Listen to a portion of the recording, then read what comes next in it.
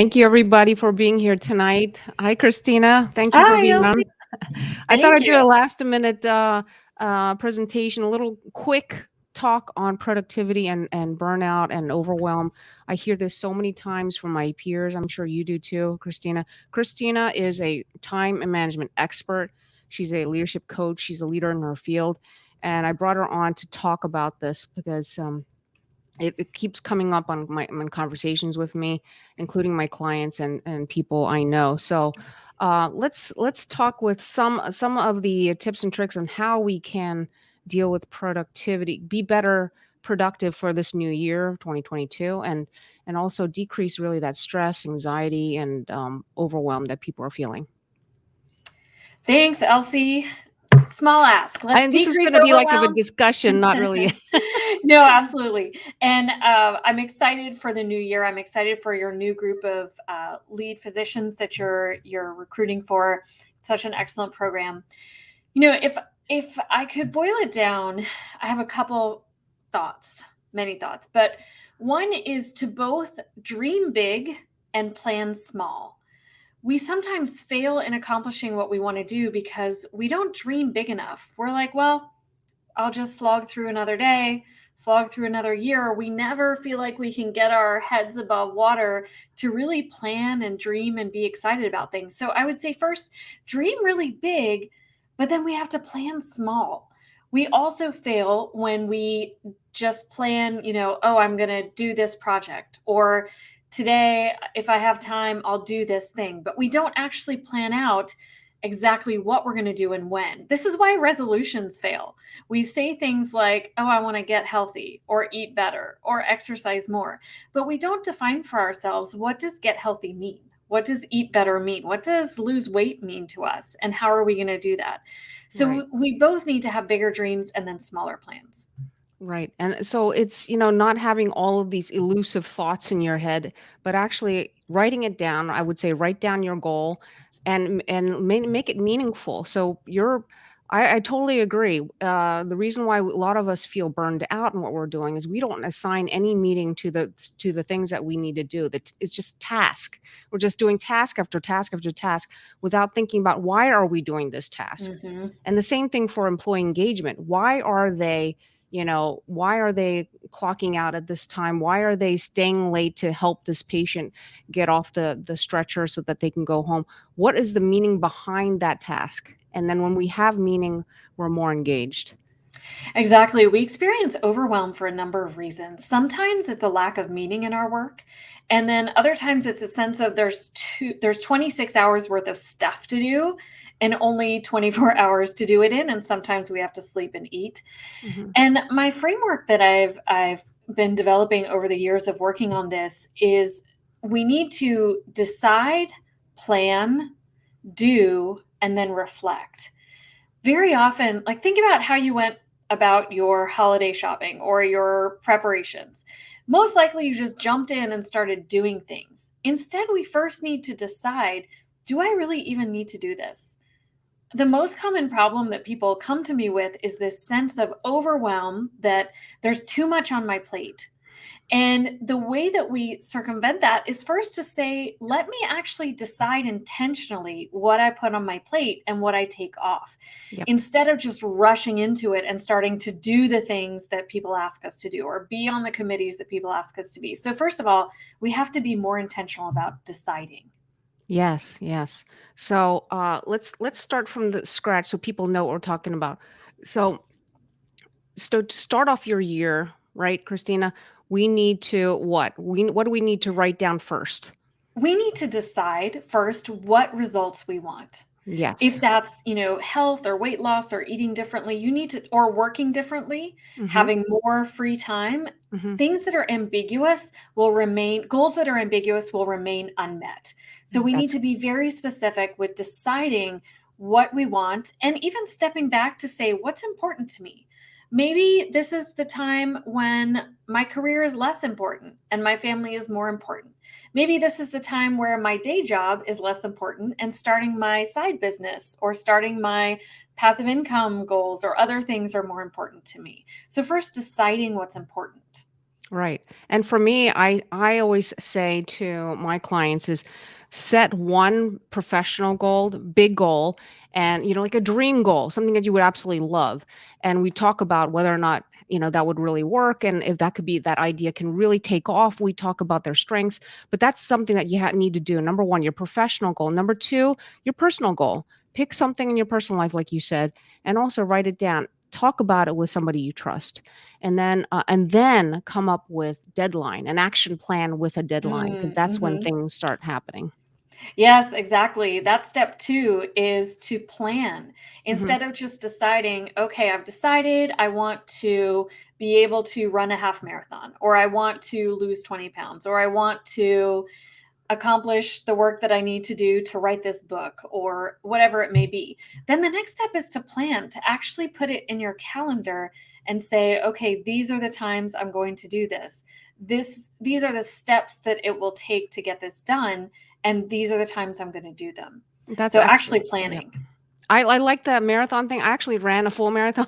Oh, I've run a, congratulations. a dozen half marathons, but in order to do that, you have to plan out the number, like usually 6 months to a year of training, and then you have to actually say, this is how far I'm going to go by this time period. This is how far I'm going to get to this time period, and this is my week. So there's these short term, like small things, uh, bite-sized pieces from every day of like these are the top 3 things and on your to-do list. Like I know you talk about this all the time, Christina, in your course, which is excellent.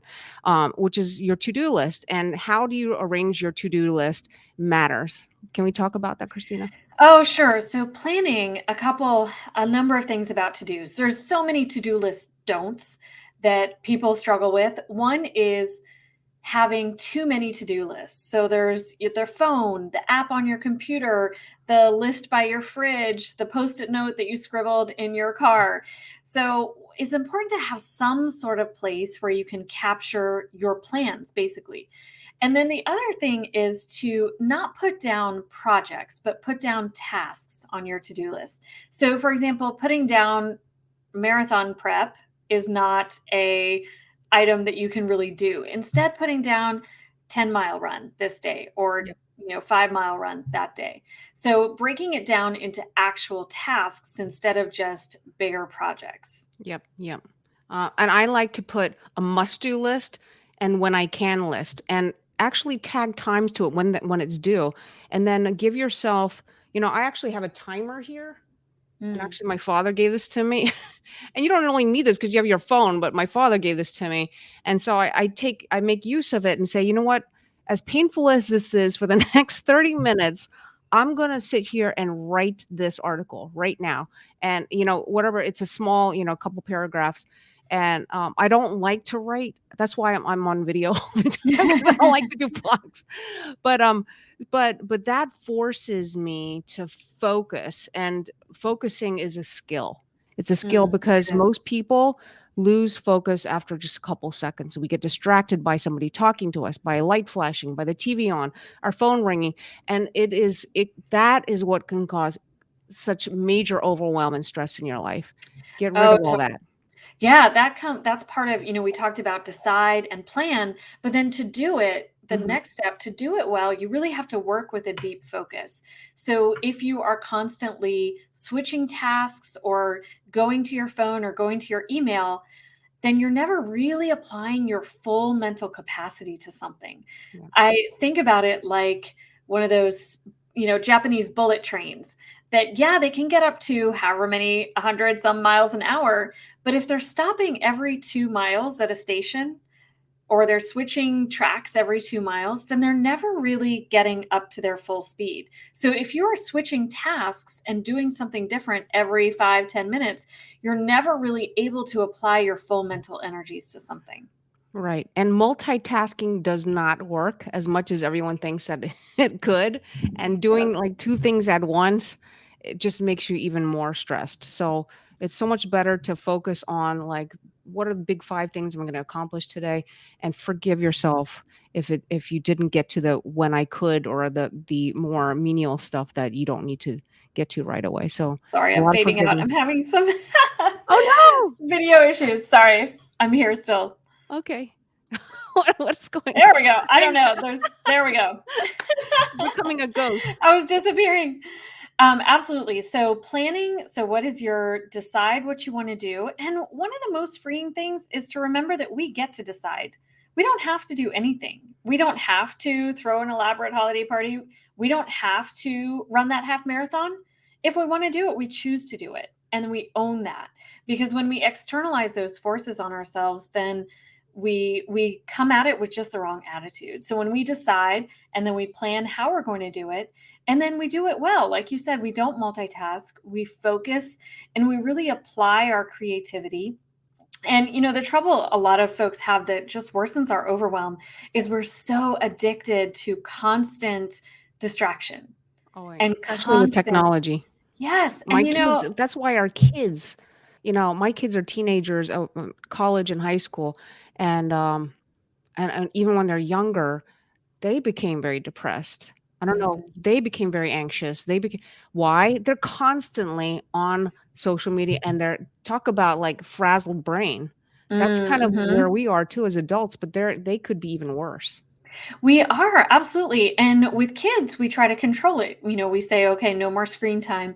But with ourselves, there's no one there telling us, all right, put the phone down, Christina. It's time Mhm. to, think about Yep, something else. yep, And we get so addicted to that constant change that we can actually lose the ability to focus well. So yep. really unaddicting ourselves from that's one of my goals, is to really develop my focus in the next year so So that this is I'm how I not see it too. I tempted. see like there's structure to your day and to your year and your time. We can't manage time, right? We talked about that before, but we're managing our schedule within a block of time that everybody has. And then Mhm. putting your mindset into ease instead of like it's effortless. We need to say to Yeah. ourselves, what we tell ourselves is perpetuated by over and over in our actions and our results. So if we say we're tired, we're stressed, I'm overwhelmed. I have too much on my plate. I can't handle it anymore. And the next thing you know, everything becomes hard. Everything, all Yes. your tasks become very tiresome and you're going in a downward spiral. If you start by it's almost like fake it till you make it, but you start believing that it's effortless. You start believing that I can do this. It's okay. Life is short. I'm enjoying it. I forgive myself for not making everything happen, but I'm going to at least get these three things done that really speak to my purpose and why I'm here on earth. And with that kind of mindset, so there's this whole organized piece and there's this whole mindset piece that have to happen together. Oh, 100%. Yeah, the way that we talk to ourselves really determines how successful we are. It's funny, I love doing this experiment. If you ask people how they're doing, you will Yeah. get one of four responses, sometimes overlapping. They'll usually say good, because that's just our reflex answer, and then they'll say busy. Or they may say super busy or crazy busy. That's just the normal narrative that it's just like Gesundheit. We just say it. We don't even know what it Everybody's means. busy. Everyone's busy. Everyone's And busy. what if we changed our narrative to say, I have plenty of time. I Yeah. have all the time I need to I prioritize what I choose want. what I'm doing. Yes. Right, I I get to choose. choose what I'm gonna do. And in truth, if we are brutally honest with ourselves, we have more time than we think. If we took away the time that we waste on our phones or on other mindless entertainment, not to say that entertainment is bad, it's not. There are great times for that. But if we took that time away and really applied it to the things that matter, not the busy work, but the things that really matter to us, how would we feel at the end of the day? Right. I bet we Activity is not productivity. Right. It's like there's so much activity that everyone does. Are you checking your emails 20, 100, 20, 30, 40, 100 times a day? Right. I mean, Yes. I had to stop myself. And are you like, do you get sucked into a YouTube video? You know, but sometimes it is okay to give. But I like the time block focus. Um, I like what Bob Proctor says. He actually says, he puts a little dot on the wall. I have a little dot here on my Mm. wall. I'm not even supposed to write on my wall, but I put a little dot on my wall, and you focus on that dot, and Hmm. it helps you practice. It's almost like a meditative thing. You practice by staring at something. It doesn't have to be. It could be a candle. It could be an object in your room, in your office, in your home, and you focus on that, and nothing can distract you from that. You just focus on it for 5 minutes, and it is a sort of a meditation, and that's Mm, why meditation is so good. It helps you build that muscle of being able to focus. That is a human trait. It's the mm. power of the will, and if you have that, you're able to focus on anything else. So I'm constantly trying to learn how to focus I better. love that. I like the idea too of visualizing your ability to focus like a muscle. Like, say, I can look and see what my bicep looks like, but what if I visualized my ability to focus as a muscle? How big is that muscle? Is that atrophied or is that growing stronger? One of the things I've started doing recently to help myself with focus and kind of clearing my mental space is yoga. I don't know if it's yoga nidra or yoga nidra. I've heard both ways, No. but Mhm. it's a form of focus and meditation where you go through and focus on different body parts. And that just kind of similarly I to like your that. dot experiment. You go Yes. through from head to toe, from, starting with your right thumb all the way through the body, focusing on that area. And it's almost like, clearing your computer screen when you reset your computer and now everything is fresher and more focused. Yep. So, whatever it is for you, whether it's a dot or some sort of more meditative process, but finding a way to restore your focus. Right. It's not just clearing your mind and clearing the clutter, it's learning how to focus. And when you learn how to focus, you become so productive, far more. If you look at the most successful people, they are so super focused. And you're going to block your fun time. And, you Hmm. could even, some people say even make sure your calendar is your to-do list, not necessarily a to-do list, Yes. because you want a deadline. But if it's a to-do thing that's going to take a few months, then, that's another thing. But if it's something that you got to schedule that you can complete in that time period, then put it on your calendar and schedule yourself some fun. So, and reward yourself for the time that you've done all this work. Yeah, speaking of overwhelm, it takes away so much of the overwhelm when I come into my day and I have a list on my calendar of all the things I'm going to do.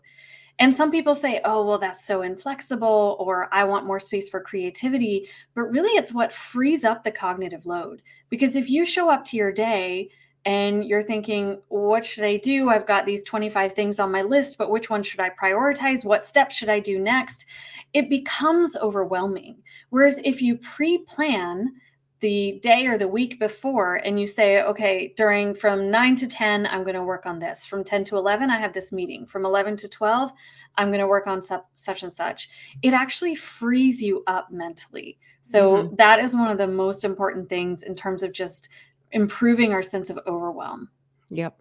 And, in terms of physical activity, how are you getting your exercise in? Because as much as we're taking care of our minds, we also take care of our Oh, bodies. absolutely. So one of the things I'm focusing on this year is my intention is to improve my health. So I'm not setting resolutions, but I'm setting intentions. And the results the actions that I'm going to take for those results of improving my health are that I'm going to exercise 4 times a week.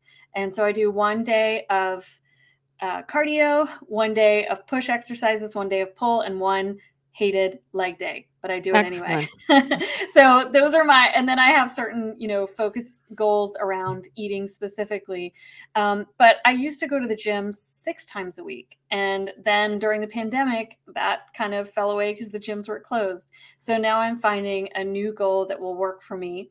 And I time block it. I block it out on my calendar. This is That's so good. when I'm going to go Yep. and what I'm going to do. So, what exercises, if it's a push Wow. day, a leg day, a pull day, and I can move those. Mhm. If something important comes up, if Mhm. Elsie emails me and says, "Hey, let's do this Oh, talk," no. no, today was my day off. Then I can say, "Okay, I can move this, but I can't Mhm. delete it." So, Yep. yes, I can take on this other opportunity, but I need to move my leg day to a different day. Yep. I also got a desk. I don't know if anyone got a treadmill for their desk, because I find that my this is kind of messy, but I'm going to show everybody my office. Uh-oh. Can you still see Yeah. me? Yep. Okay. I don't know what happened to my oh, I can't see you because my thing changed. Okay. So, oh, I can't even see. I Uh can see oh you. yeah, there you are. Okay. So there's my treadmill, my desk treadmill Oh, that I nice. put. underneath here, and I can when I'm walking, so I'll walk and do some work also. So, and my one of this other computer I can lift this all the way up, and I got this at Costco, and you can lift this all the way up, and I can stand and do my work. So I don't think it's natural. I don't think it's natural for us to sit all day. I think it's better if you have some more flexibility in your work area to be able to stand up. Oh, yes. So That's actually one of my intentions for this year. So I made big intentions, one mhm. around health, one Yep, around focus, and one around time. And yep. for focus, one of the things I'm going to do is to stand for 10 minutes every hour. So I Yeah, pop my standing desk up for 10 yep. minutes, and that helps also So kind of good. reset the focus. It's not that expensive to buy these things for your Hmm. computer, and if you're at home more, because a lot of us are, at home a lot more than, especially if you're doing administrative stuff, then, get something like that to stand up, and Yes, it's that'll change great. your metabolism too. So thank you so much for talking. I mean, this is just a quick, discussion. We talk a lot about this on Lead Physician. Christina Shenvi's on faculty there, and, she can help you more with your time management. She has her own course. So let's talk a little bit about your course, and then I'll talk about Lead Physician if anybody's interested. Last minute, it's coming up next Monday. So, Christina, I have your information here. If I could show it, let's see here. I have this. This is her website, timeforyourlife.org. And when is your next course coming up? Yes, my next course will be run in February. It's being run through McMaster's University in Canada, but it's open to everyone. And it will be on 4 weeks in February. It'll be a lot of fun. The faculty there are great. So I'm looking forward to meeting more of them. And it's open to anyone if you'd like to join.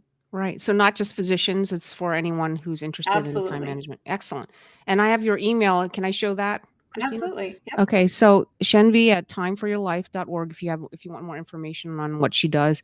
If you're interested in joining us at Lead Physician, we're starting January 10, next Monday, this coming up. And if you're interested, go to my website at leadphysician.org. We talk about anything from, setting that clear dream goal that you probably don't even want to share with anyone because you're scared to even talk about it, that you would absolutely love to do, and really talking about an action plan and to see if that's really the right goal for you, and make sure that marries with your strength, and whether you can be compensated in what you're doing. We go into all of that in addition to all the leadership skills that are really needed to manage your business. So, and medicine is a business, whether we like it or not, even if you have a side gig. And I am going to do a live later this week on what are the 10 biggest must do traits for being successful in business. This is my calendly.com/Dr. Coco. Coco is my nickname. If you want to set up a call with me, Abby, and we are about to start, so I'd love to make sure you have a chance to reach out to me for that, and look for the gold level program. That's the level program that we are going to give you not only one-on-one and but group learning over a 4-month period, and you're going to learn to apply all this to make sure your 2020 is fabulous.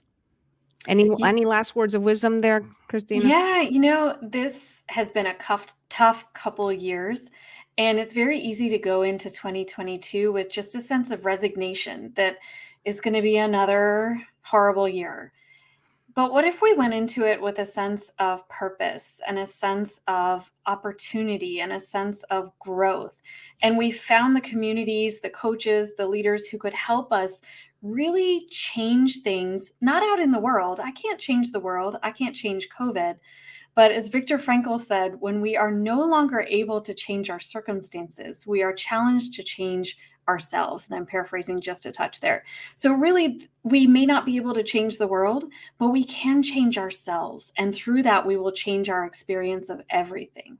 Yes, we can learn to live from the inside out and from instead of the outside in. That's why I teach my kids, I teach my clients. I try to live by that. And you become so much happier when you live that way and you start thinking that way, and it becomes a habit. We change your habits and it changes your life. So thank you so much for being here today with me, Christine. I really appreciate it. Thank you. Um, if you haven't even see if there are any comments here for a second. Oh, Bill, thank you so much.